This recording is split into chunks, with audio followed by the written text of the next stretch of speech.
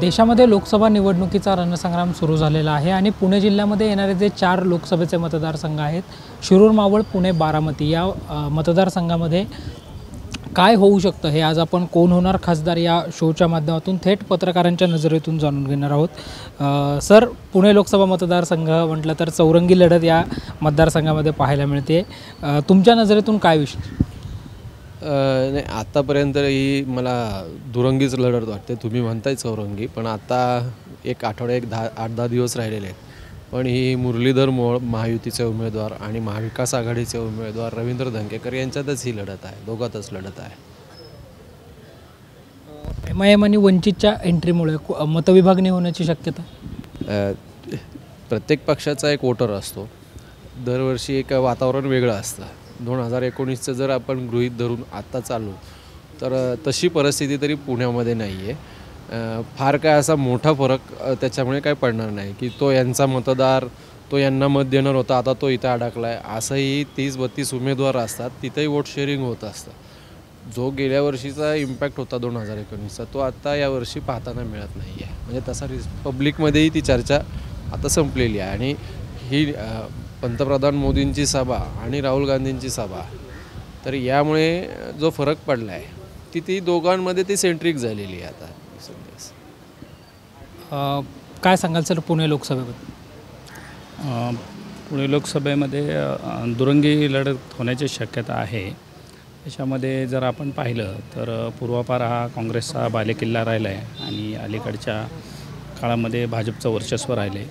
आता सद्यस्थिती जर पाहिली तर वडगाव शेरी, पुणे कॅन्टोन्मेंट आणि शिवाजीनगर हे जे 3 मतदारसंघ आहेत हे काँग्रेस माइंडेड आहेत आणि कोथरूड किंवा पर्वती हे भाजपकडं झुकणारे मतदारसंघ आहेत। तर कोथरूडचं जे लीड आहे ते मोहोळांना किती मिळतं यावरती सगळं भवितव्य अवलंबून असणार आहे।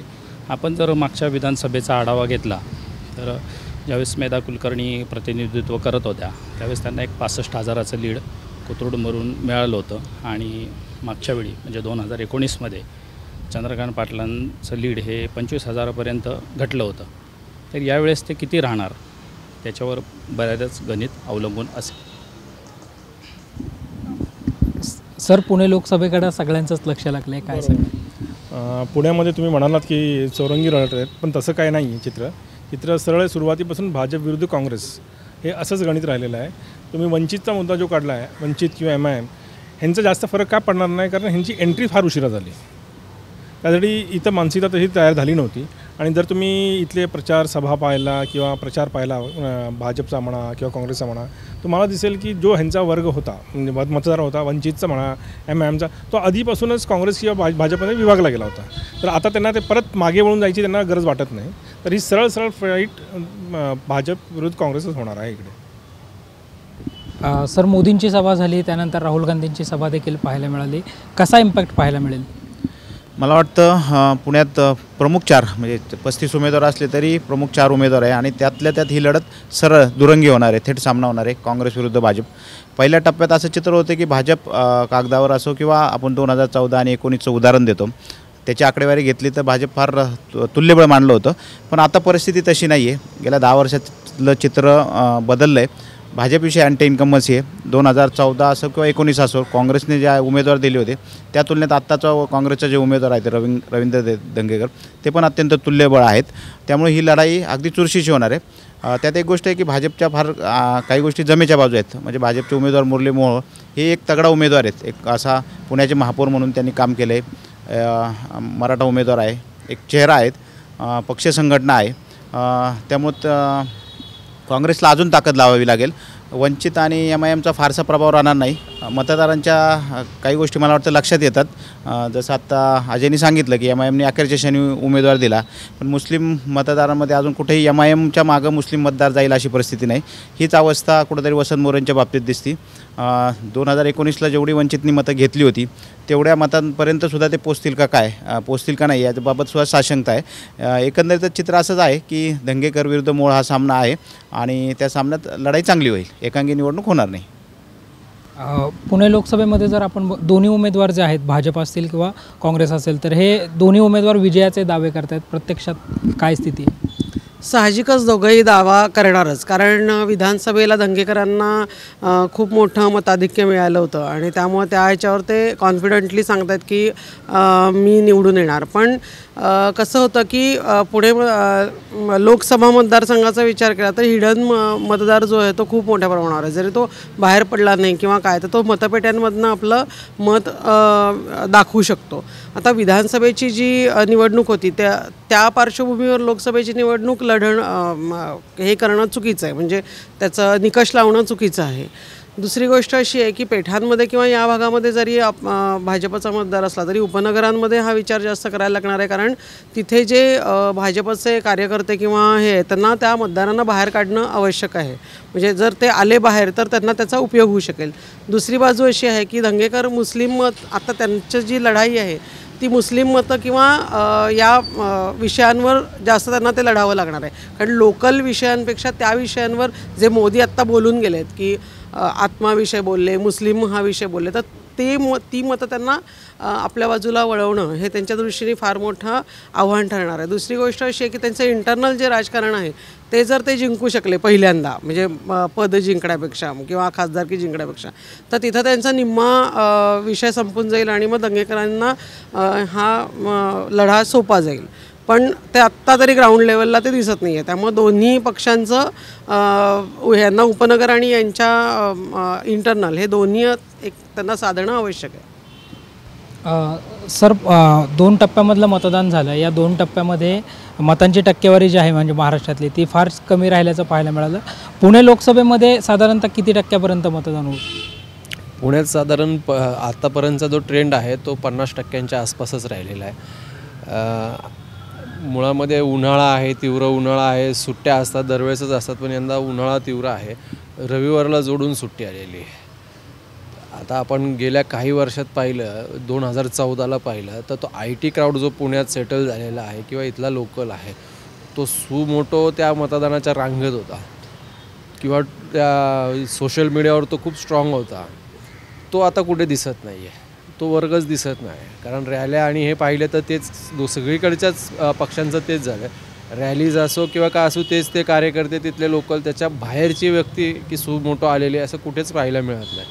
आणि एकंदर मध्यंतरी जे पक्षांची तोडफोड झाली, शिवसेना फोडली किंवा राष्ट्रवादीची फोडली गेली, ह्याचा एक राग आहे लोकांना. तर पक्षीय राजकारणांचा एक वीट आलेला आहे. पुणेकर खूप सुज्ञ आहे. पुणेकरांना ह्या गोष्टी पटत नाहीत. ज्या गोष्टींचा या पुण्यातले पदाधिकारी जे लढत होते किंवा संघ लढत होता, अजित पवार असतील, त्यांच्यावर भ्रष्टाचाराचे इथूनच आरोप झाले, मोठ्या प्रमाणात झाले. महापालिकेतली त्यांची सत्ता भाजपने हिसकावून घेतली. अशा परिस्थितीत त्याच अजित पवारांना तुम्ही घेताय आणि पावन करताय, हे बऱ्याच म्हणजे जो भाजपचा वोटर आहे त्यालाही मान्य नाही. आता तो तत्वाचा वोटर असेल तर तो नक्कीच हे करेल, पण तो वोटर फक्त पंतप्रधान नरेंद्र मोदी यांच्या फेसवरच तो आला तर बाहेर. पण लोकल पाहिलं तर हा वोटर बऱ्यापैकी थोडासा नर्वस आहे. तो कितपत येईल बाहेर काय सांगता येत नाही. पण या उलट मतांची टक्केवारी वाढली तर ती दलित आणि मुस्लिम याच्यातनंच वाढणार आहे. कारण संविधान बदलाचा मुद्दा हा पुण्यासारख्या ठिकाणी सगळ्या वस्त्यांमध्ये चर्चेला जातो आहे. वेगवेगळ्या दलित संघटना त्याच्यावर काम करत आहेत.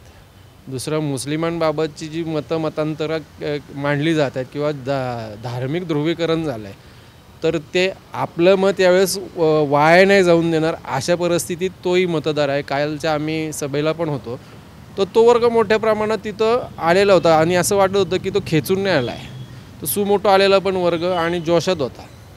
त्यामुळे ते हे चित्र आहे ते थोडंसं भाजपला डॅमेज करणार आहे. या पातळीवर भाजपने त्यांची यंत्रणा पूर्णपणे वापरणं, प्रत्येक कार्यकर्त्यांनी स्वतःहून काम करणं, तेव्हा हे शर्यत आणखी कट टू कट होईल. शेवटी काय निकाल काय द्यायचा आहे तो मतदानानंतर कळेलच. पण आत्ता तरी प्रायमरी अजून 10 दिवस आहेत. दोन्ही पक्षांना संधी आपापला वोट शेअरिंग किंवा मताधिक्य वाढवण्याची. तर ते काय नेमकं आता पुढच्या 10 दिवसात येईल त्याच्यावरती शेवटची गणितं ठरते. सर, जर मतांची टक्केवारी वाढली किंवा घसरली तर कोणाला पुण्यात त्याचा फायदा होऊ शकतो किंवा फटका बसू शकतो? तर पुण्यासारख्या शहरामध्ये जर विचार केला तर मतदानाच्या निरुत्साहाचा ट्रेंड आहेच. त्यामुळं मोठ्या प्रमाणात टक्केवारी वाढेल असं काही गृहीत धरता येणार नाही. आणि जे मागच्या 2 वर्षामध्ये जे महाराष्ट्राच्या राजकारणामध्ये जी मोठ्या प्रमाणात उलथापालथ झाली, जी पक्ष फोडाफोडी झाली, तर त्याचा परिणाम मतदानाच्या टक्केवारीवर काही प्रमाणात होऊ शकतो. त्यामुळे तसं काय हे करता येणार नाही. आणि मतांच्या टक्केवारीचं जर म्हणाल तर आपलं पूर्वीचं जे गणित आहे की मतांची टक्केवारी वाढली तर सत्ताधाऱ्यांना त्याचा फटका बसतो, एक असं आपण गणित मानलं जातं. पण आत्ताची सध्याची महाराष्ट्राची सिच्युएशन पाहता असा एकदम निष्कर्ष काढता येणार नाही की एकदम वाढली किंवा हे, तर तो हे राहू शकतो. 2019 नंतर जे महाराष्ट्राचं राजकारण बदललं त्याचा कुठंतरी या निवडणुकीवर पुण्यामध्ये फायदा होऊ शकतो किंवा बदल त्याचा जाणवू शकतो का? नक्की हा बदल नक्की जाणवणार आहे. कारण नागरिकांमध्ये खूप नाराजी पण आहे, म्हणजे ग्राउंड लेवलवरती बरीच नाराजी, ती लोक खास करून मतदानाला बाहेर पडतील.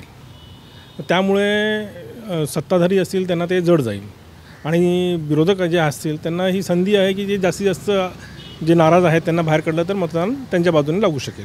पण तीच गोष्ट झाली आहे की सत्ताधाऱ्यांला जे मतं मिळत होती ती नाराज आहेत की जे घडामोडी घडल्या आहेत त्यांना वाटतं आपण हे 10 वर्ष आपण ज्यांना साथ दिली ते आता ते तसं राहिलं नाही आहे, मग आता कोणावरती विश्वास ठेवायचा.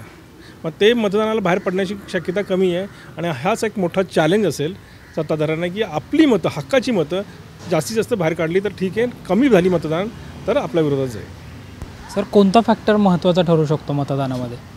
मला वाटतं तुझा आधी प्रश्न विचारला तीच परिस्थिती. गेल्या 5 वर्षात महाराष्ट्राच्या राजकारणात जे काही घडलं आहे, पक्ष फोडाफोडीचं राजकारण असेल किंवा ज्यांच्यावर 5 वर्ष सातत्याने तुम्ही भ्रष्टाचाराचे आरोप घेतले, अगदी परदेशाचे पंतप्रधानांनी ज्यांच्यावर आरोप केले काही 1000 कोटींच्या घोटाळ्याचे, त्यांना तुम्ही 2 दिवसात बरोबर घेत आहेत.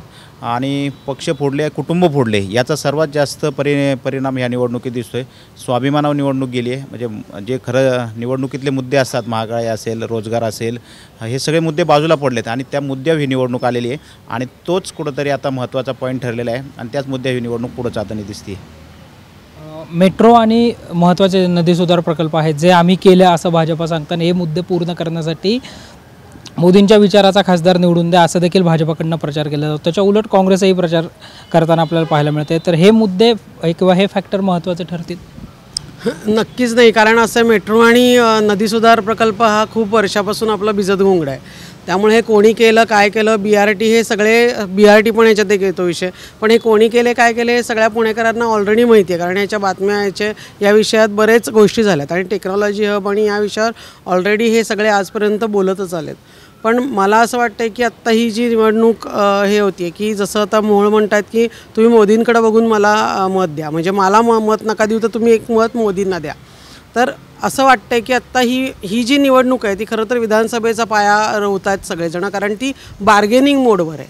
जसं कार्यकर्ते नाराज आहेत तर ते नाराजी जी आहे ती बार्गेनिंगवर आली असं मला वाटतं. कारण ते तुम्ही आम्हाला विधानसभेत हे सगळं केलं तर आम्ही तुम्हाला इकडे सपोर्ट करू. तर ही आत्ताची निवडणूक ही आत्ता पूर्णपणे विधानसभेचा पीच तयार करायचे हे नाराज कार्यकर्ते करतात असं मला वाटतं.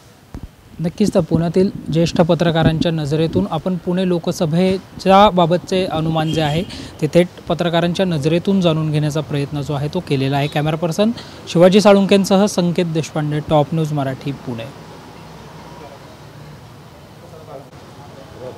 संपूर्ण देशाचं लक्ष लागलेल्या बारामती लोकसभा मतदारसंघामध्ये राष्ट्रवादी विरुद्ध राष्ट्रवादी अशी लढत होती आहे आणि या लढतीमध्ये कोण बाजी मारू शकतं किंवा कोणाचा ताकद जास्त आहे हे आपण थेट पत्रकारांच्या नजरेमधून जाणून घेणार आहोत. बारामती लोकसभा मतदारसंघ जर बघितला तर संपूर्ण देशाचं लक्ष त्याच्याकडे लागलेलं आहे. राष्ट्रवादी विरुद्ध राष्ट्रवादी अशी तिथे लढत होती आहे. ननंद वर्सेस भाऊजाई लढतीमध्ये कोण बाजी मारू शकतं किंवा कोण वरचढ ठरेल? बारामतीकडे संपूर्ण देशाचं लक्ष लागलेलं आहे.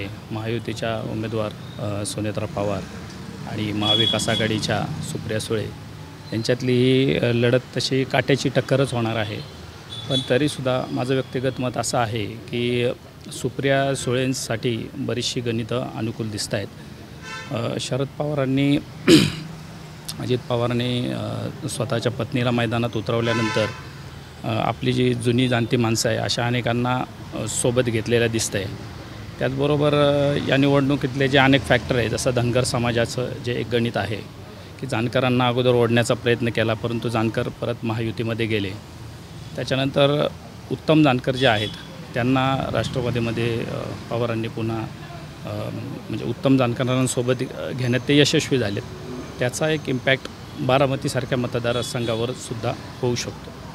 आणि सुप्रिया सुळे या एक अभ्यासू नेत्या म्हणून प्रसिद्ध आहेत. त्यांचा अनुभव मोठा आहे आणि तुलनेमध्ये सुनेत्रा पवार या नवख्या आहेत.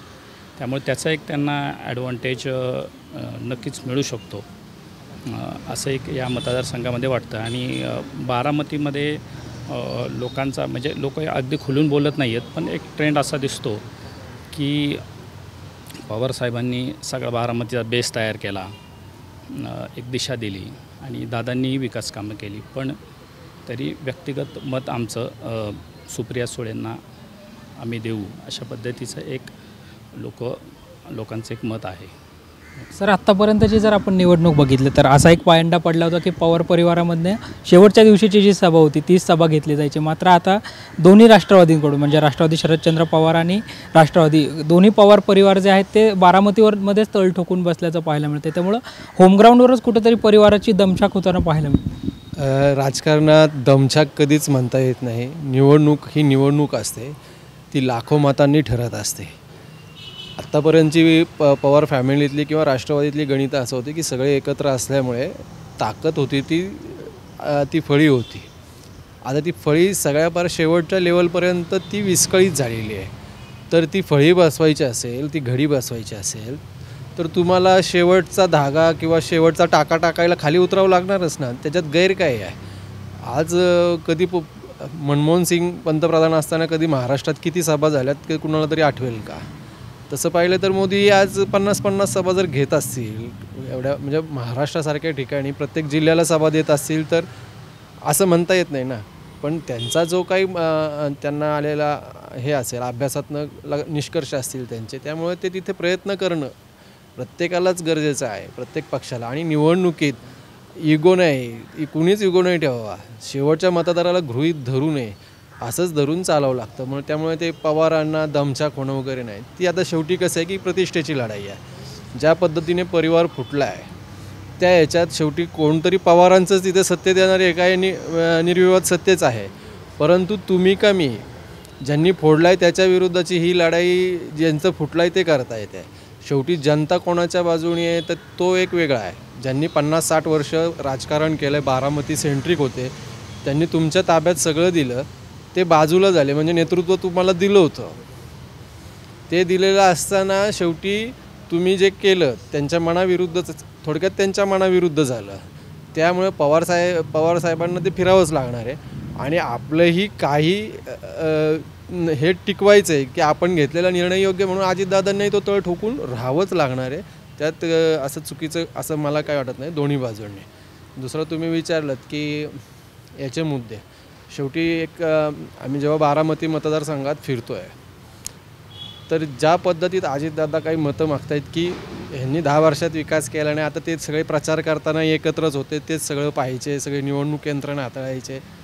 बरं, या गेल्या 20 वर्षात 15 वर्ष तर दादा उपमुख्यमंत्री आहेत प्लस पुण्याचे पालकमंत्री आहेत. तर पुणे जिल्ह्यातल्या डेव्हलपमेंटचं तुम्ही जसं श्रेय घेता, मग बारामतीतला विकास काही राहिलेलाच नाही ना मतदारसंघातला असं पाहिलं तर. आणि जेवढा निधी पालकमंत्री म्हणून अर्थमंत्री म्हणून तुम्ही नेऊ शकता तेवढा कुठलाच खासदार, सत्ताधारी खासदार पण जे होते इथेही, त्यांनाही तेवढा निधी मिळत नाही. आणि प्रत्येक पक्ष सत्ताधारी तो त्यांच्या पक्षालाच देतो. हे आता पहिल्यासारखे ते दिवस गेले की सगळ्या भारताचा विकास व्हावा, ज्यांनी विरोधात मतं दिली तेही भारताचे नागरिक आहेत असं समजून कुठलाच राजकीय पक्ष वागत नाही.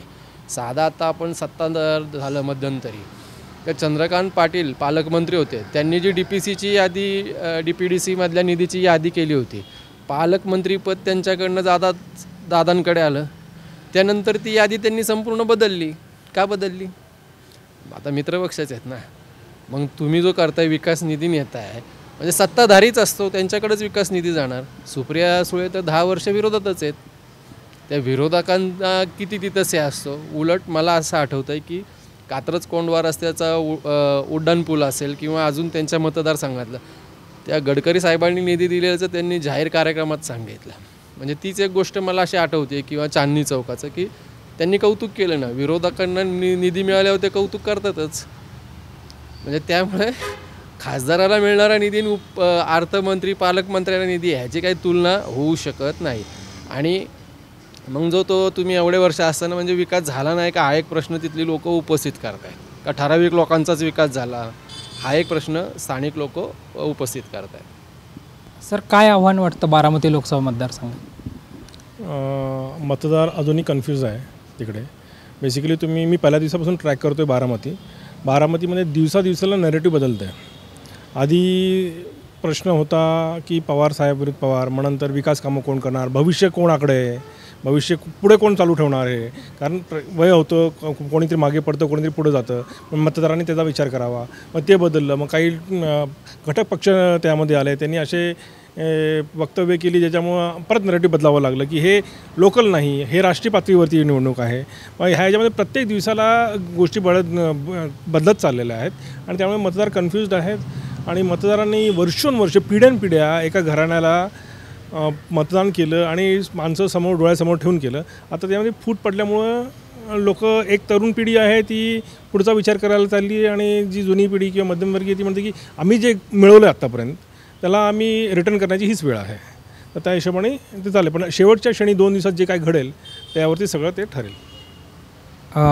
सर, अजित पवारांनी बारामतीमध्ये बोलत असताना एवढे वर्ष साहेबांना निवडून दिलं, मग सुप्रियाताईंना निवडून दिला, आता सुनेला निवडून द्या असं विधान करणं असेल, किंवा काल शर्मिला पवारांनी पवारांचा खरा DNA सुप्रिया सुळेंमध्येच आहे असं म्हणणं, यामुळं कुठंतरी मतदारांमध्ये जे आहे ती कन्फ्यूज होऊ शकते का, किंवा मतदार या मुद्द्यांना समोर धरून मतदान करू शकतो? बारामतीची लढाई जशी पवार विरुद्ध पवार अशी आहे ती खरं त्याच पद्धतीने पुढे जाते. हा कुटुंबातला युद्ध सुरू झाले. ज्या पद्धतीचं पहिल्यापासून अजित पवारांनी जी भूमिका घेतली, शरद पवारांवर थेट जाहीरपणे टीका केली. आधी तेच म्हटले की भावनिक साथ घातली जाईल, माझी शेवटची निवडणूक आहे असं सांगितलं जाईल. आणि त्याच पद्धतीचं खरं तर अपेक्षित होतं, पण समोरून ते झालं नाही. ते अजित पवारांनीच केलं ही निवडणूक भावनिक. आणि या लढाईत कुटुंब शरद पवारांच्या बाजूने गेलं. त्यामुळं सुरुवातीपासून कुटुंब विरुद्ध कुटुंब झाले. पण मला वाटतं ही निवडणूक बाकी मुद्द्यांपेक्षा बारामतीतली प्रामुख्याने भावनिकतेच्या मुद्द्यावर गेली. कुठंतरी असा मेसेज गेला की कुटुंबातील एका ज्येष्ठ नागरिकाला, ज्यांनी तुम्हाला मोठं केलं, ज्यांनी तुम्हाला मान सन्मान दिला, त्याच्या अखेरच्या टप्प्यात जर तुम्ही अशा पद्धतीने त्याला बाजूला करत असेल तर प्रत्येक आपल्या घरात माणसाने डोकावलं एखादं, मला वाटतं एक उदाहरण असतं, त्या पद्धतीची ही निवडणूक झाली आणि त्याच पद्धतीनं ती निवडणूक पुढे गेली आहे. शेवटच्या टप्प्यातसुद्धा आता याच पद्धतीत चालू आहे. थोडंफार प्रमाणात किंवा जास्त प्रमाणात सामदाम दंडभेद असंही चित्र दिसतं आहे. पण जी सुरुवातपासून जे झालं, भावनिकता, स्वाभिमान, याच मुद्द्यावर तिथली लढाई सुरू आहे. कोणता मतदारसंघ बारामतीसाठी गेम चेंजर ठरू शकतो आणि दोन्ही उमेदवारांसमोर काय आव्हानं असू शकतात? कोणता मतदारसंघ म्हणजे बारामतीतला विधानसभेचा? आता दादा काटेवाडीमधनं आहेत म्हणजे तो पण मध्ये एक असा ट्रेंड होता की काटेवाडीतनं तरी त्यांना आहे की नाही मतदान, हा विषय तिथे होता बारामती लोकसभातला. पण एक दुसरा विषय असा आहे की ही जी निवडणूक आहे ती नेतृत्व आणि निष्ठा या 2 विषयांवर तिथे होईल की कुठला मतदारसंघ किंवा यापेक्षा निष्ठा. आजपर्यंत पवारसाहेबांविषयीची निष्ठा लोकांच्यामध्ये होती आणि आता अजितदादांच्या रूपाने नेतृत्व असं लोकांमध्ये बघितलं जातं आहे. त्यामुळं जे जुने लोक आहेत ते निष्ठा या बेसवर तो विचार करतात आणि नवीन पिढी जी आहे, कारण दादांनी उपमुख्यमंत्री म्हणून पण आणि एक नेता म्हणून खूप मोठं काम केलेलं आहे की त्या भागात डेव्हलपमेंट आणि तर ही एक दुसरी बाजू तिथे आहे. त्यामुळं ह्या 2 गोष्टींवर म्हणजे निष्ठा आणि नेतृत्व या 2 गोष्टींवर ही निवडणूक बेस्ट आहे असं मला वाटतं. कारण भावकीच्या भांडणात कोणी पडू नये असं ग्रामीण भागात म्हणतात. त्यामुळे त्या विषयावर विचार हा आता थोडासा मागे पडला. पण ह्या 2 गोष्टींवर काय होतं, परवा दादाही म्हणाले की आम्ही आलो तर माझ्या बाजूने आणि ते गेले तर त्यांच्या बाजूने, असे दोन्हीकडे ते लोक दिसतात. त्यामुळे ते अजूनही ते कन्फ्यूज आहेत की आपण कोणाच्या बाजूने जायचं, निष्ठेच्या बाजूने जायचं का नेतृत्वाच्या बाजूने जायचं. त्यामुळे हे जसं अजय म्हणाला की शेवटच्या 2 दिवसात हे कळेल की काय आपण कोणाच्या बाजूने जायचं आणि कोणाच्या बाजूने मतदान करायचं. पुन्हा एकदा सेम विषय आहे की विधानसभेचं पीच हे ह्याच्यातूनच तयार होणार आहे लोकसभेच्या मतदानातून. उपनगर जे आहे जो बारामती लोकसभा मतदारसंघामध्ये येतो, पुण्यातला कात्रज असेल किंवा खडकवासला असेल, तर या मतदारसंघावर पवारसाहेब असतील, सुप्रियाताई असतील किंवा दादा असतील, दोन्हीकडून जास्त लक्ष दिल्याचं पाहायला मिळतं. मला वाटतं बारामती लोकसभा मतदारसंघात जे 6 विधानसभा मतदारसंघ येतात त्याच्यातले प्रामुख्याने बारामती आणि खडकवासला हे 2 मतदारसंघ फार निर्णायक भूमिका ठरू शकतात. त्यातल्या त्यात प्रामुख्याने खडकवासला जो पुणे शहराच्या उपनगरामध्ये मोडतो. गेल्या सलग 2 लोकसभा निवडणुकीत खडकवासला विधानसभा मतदारसंघातून सुप्रियाताई जवळपास 60,000च्या मताधिक्यांनी मागे होत्या, म्हणजे कमी होत्या, आणि समोरचा जो त्यांचा विरोधक उमेदवार होता त्याला 60,000चं लीड या एका मतदारसंघात मिळालेले.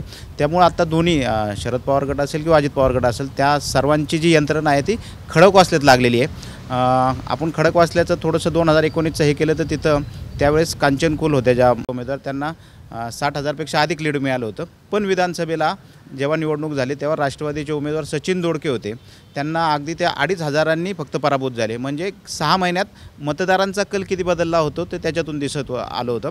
त्यामुळं आत्ता खडकवासल्याची भूमिका निर्णायक ठरणार आहे. असंही सांगितलं जातं की खडकवासल्यात 2019ला भाजपबरोबर शिवसेना होती आणि शिवसेनेला मानणारासुद्धा तिथं मोठा मतदार आहे. तो मतदार आता शरदचंद्र पवार गट राष्ट्रवादी यांच्याबरोबर आहे. त्यामुळं भाजपला किंवा राष्ट्रवादी अजित पवार गटाला सुनेत्रा पवारांना अपेक्षित असलेलं लीड तिथं मिळेल का नाही याबद्दल साशंकता व्यक्त केली जाते. म्हणून स्वतः अजित पवार असेल किंवा राष्ट्रवादीची जी यंत्रणा आहे त्यांनी तिथं अधिक फोकस केल्याचं दिसतंय. नक्कीच. त्यामुळे बारामती लोकसभा मतदारसंघामध्ये कोणते मुद्दे महत्त्वाचे ठरू शकतात आणि कोणत्या मुद्द्यांवर निवडणूक होऊ शकते हे आपण थेट पत्रकारांच्या नजरेतून जाणून घेण्याचा प्रयत्न केला. कॅमेरा पर्सन शिवाजी साळुंकेंसह संकेत Deshpande, top news Marathi, Pune.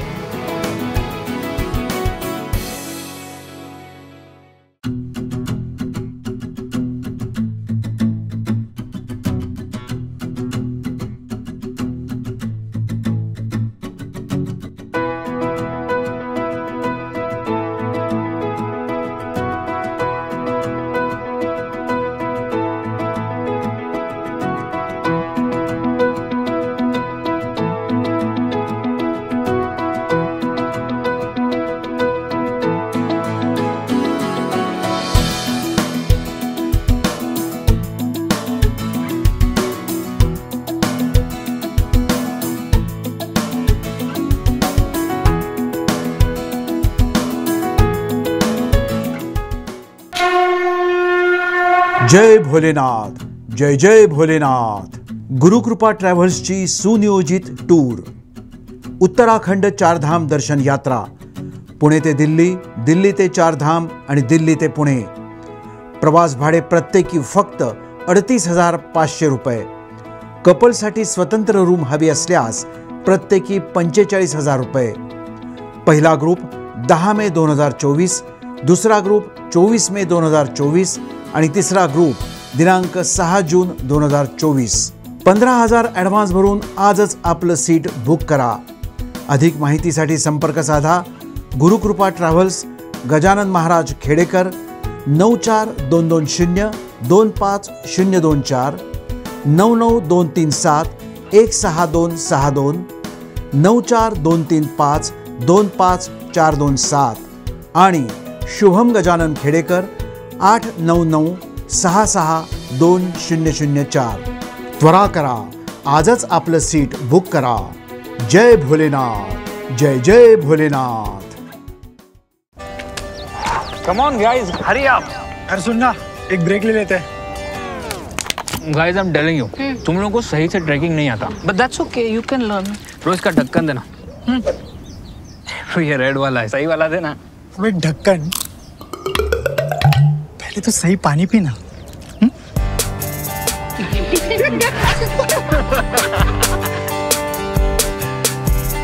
Manikchand Oxyrich, proudly Indian.